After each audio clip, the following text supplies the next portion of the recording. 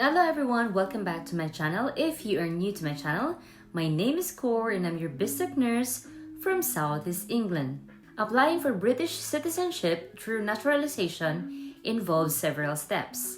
In this video, I'm going to share to you the 5 easy steps to help you navigate the process. Before jumping into sending an application, you have to check your eligibility. You must be at least 18 years old. You need to have lived in the UK for at least 5 years or 3 years if you're married to or in a civil partnership with a British citizen. You must hold an indefinite leave to remain, and you must hold this ILR status or settled status for at least 12 months unless you are married to a British citizen.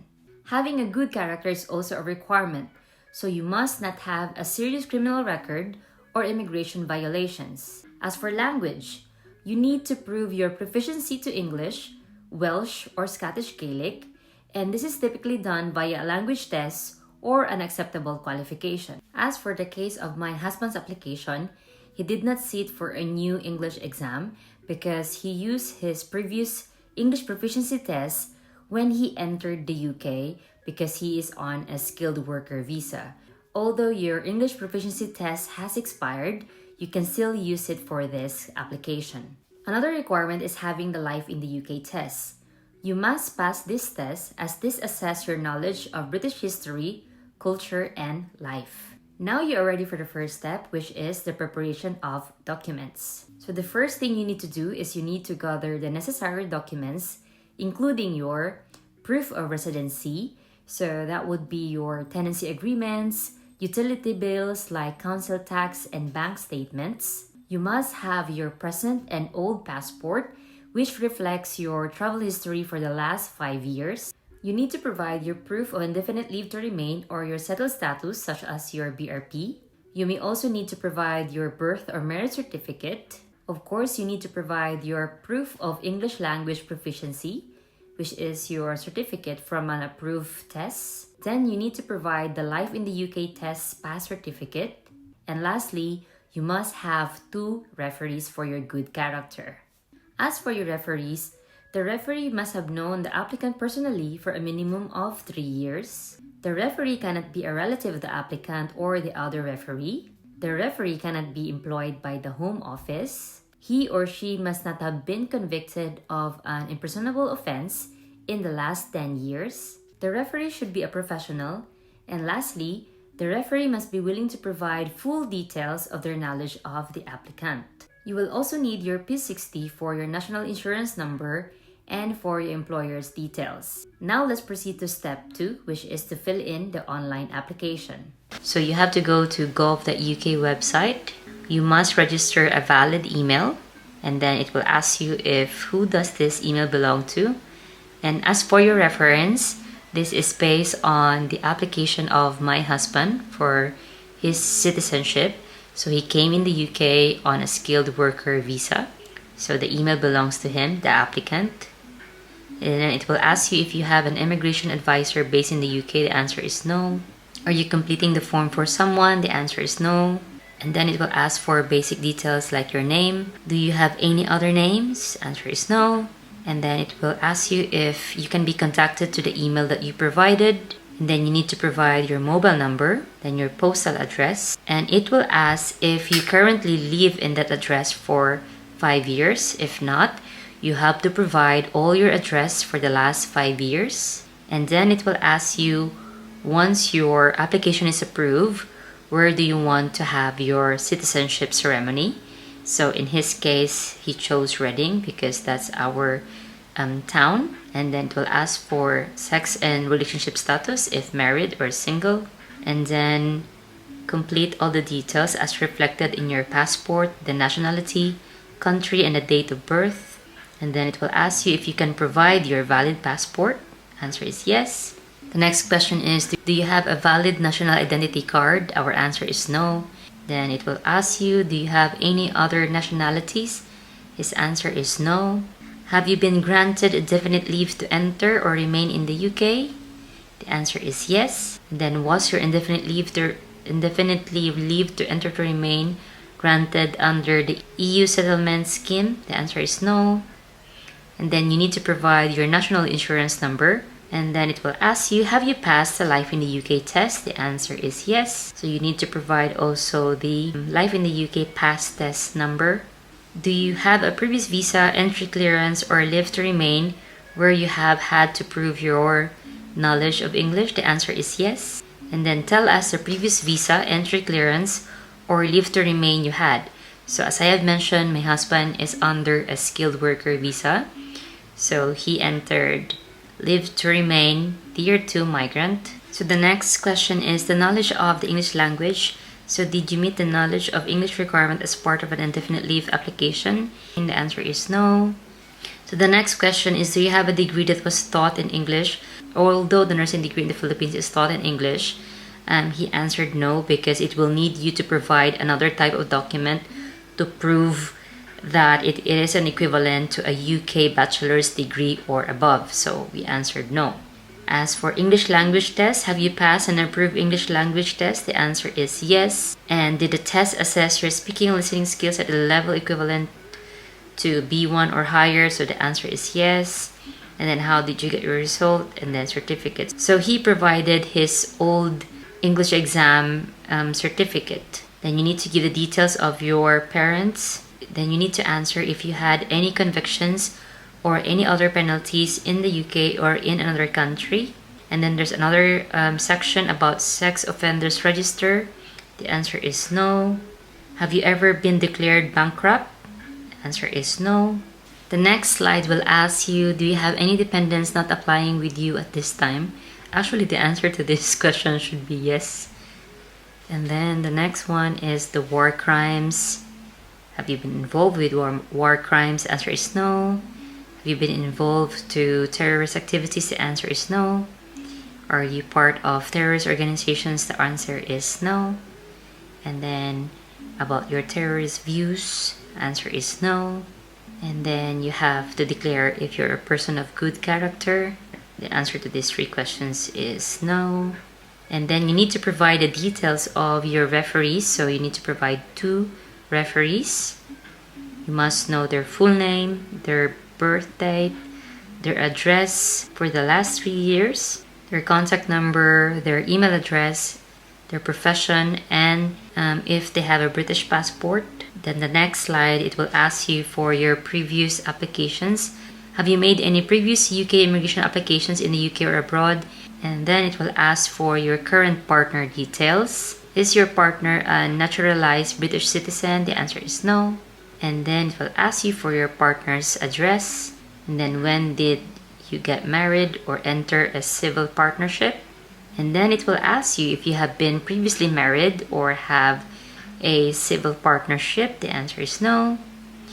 Do you have any children? This home office is very nosy, huh? Do you have any children with another partner? So the answer to this question was no. Then it will ask about your current employment. Are you currently employed? The answer is yes. Then this is the time you need to provide your employer's details. That's why you need your P60 with you. Your start date of employment, the tax office reference number, so you can find this on your payslip or your tax return. And then the next slide, it will ask you about your arrival in the UK. So when did you first arrive in the UK and where did you first arrive in the UK? So which airport? Then it will ask you for your trips outside the UK. Have you had any trips outside the UK? The answer is yes. So that's why it's really important that you have your record of your travels for the last 5 years. Next question is, do you plan for your main home to be in the UK? If your application is successful, of course, you need to answer yes. Next question is, do you meet this residence requirements? So there are certain qualifications for you to have a qualifying period to apply for citizenship. Are there any reasons why you cannot meet the requirements to become a British citizen? The answer is no. If you do not meet the statutory requirements to become a British citizen, are there any special circumstances why you think the Home Secretary should still grant your application? So no. Do you have any other details that would you like to be considered regarding this application? The answer is no. And then it will prompt you for all the documents that you need to provide. So my husband was asked to provide his passport, a proof of his English proficiency. So as I have mentioned earlier, He did not sit for a new English exam, so he just provided the IELTS certificate that he had before coming here in the UK on a skilled worker visa. Then proof of living in the UK over 5 years. He provided tenancy agreements, council tax, bank statements, and other bills, I think. So you need to provide the details of your 2 referees. So you need to download the form that your referees have to sign. They also need to provide a passport photo. And then give your declaration, save and continue. Then confirm that you are the applicant or if you are a representative. So you have to review all your answers prior submitting your application. Then there's no priority service for British citizenship application. There's only one service, which is the standard service, which costs you £1,630. Most of the people get a decision within 6 months of submitting their online application. Now you have completed the step 2 of your application for British citizenship. So the third step is to pay for the fee, which is £1,630, and to schedule for biometrics. Now for the fourth step, submit your biometrics. So after submitting the application, you will be asked to provide your biometric information, which are your fingerprints and your photograph. So once you have submitted your biometrics, you just have to wait for a decision. So it's a waiting game. The decision process can take several months, typically from 3 to 6 months. And during this time, the UK Visas and Immigration may request for further documents or information to support your application. Now we are down to our last step, which is attend a citizenship ceremony. So if your application is successful, you'll be invited to attend a citizenship ceremony. So you will receive an email for that, and you will be directed to the place that you chose to have the citizenship ceremony. At the ceremony, you will take an oath of allegiance and pledge to respect the rights, freedoms, and laws of the UK.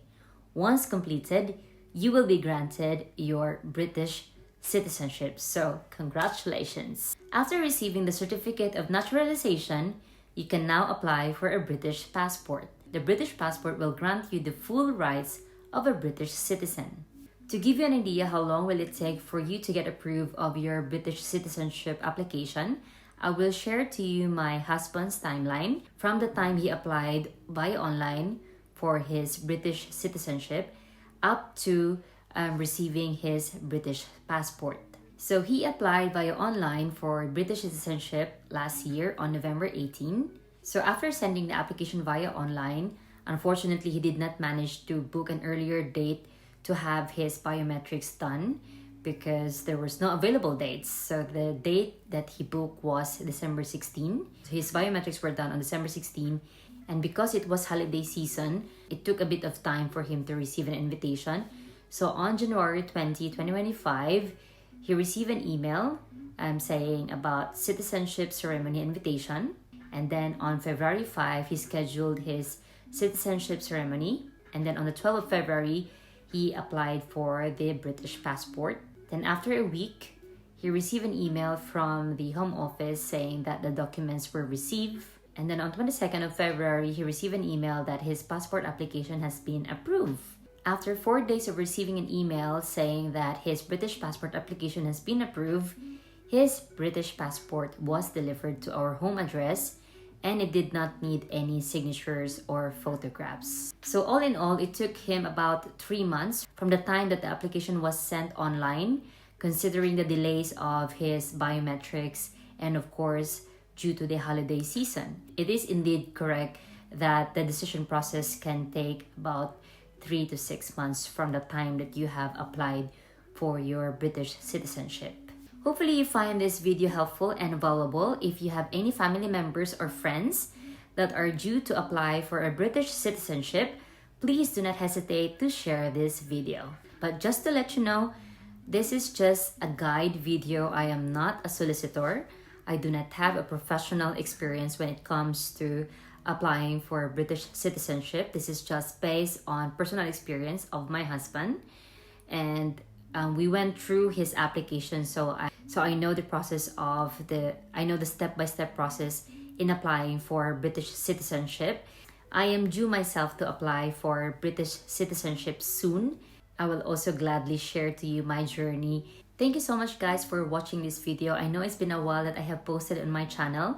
It's been more than a month actually, but I was just really busy with some personal stuff. I'm so excited to share to you my newest venture, and I'll be posting that on this channel soon once I organize everything. Once again, thank you very much, and if you haven't subscribed yet to my channel, what are you waiting for? Please hit the like button, share the video, and subscribe to my channel. I'll be seeing you soon. Bye-bye!